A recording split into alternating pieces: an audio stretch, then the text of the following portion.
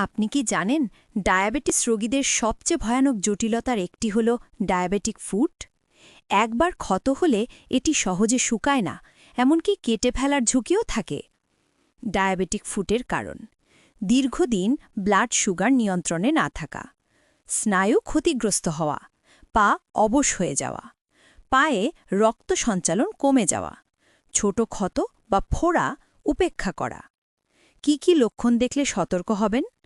পায়ে অবশ ভাব বা জ্বালাপোড়া হওয়া, ছোট ক্ষত বা কাটা সহজে না শুকানো, ফোলা লালচে দাগ বা ঘা, দুর্গন্ধ হওয়া।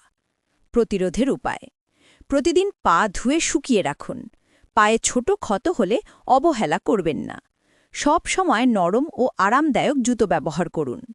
নিয়মিত ব্লাড সুগার চেক করুন ও নিয়ন্ত্রণে রাখুন। সমস্যা হলে দেরি না করে চিকিৎসকের কাছে যান। ডায়াবেটিসকে হালকাভাবে নেবেন না। সময়মতো যত্ন নিন, নিজের পা বাঁচান।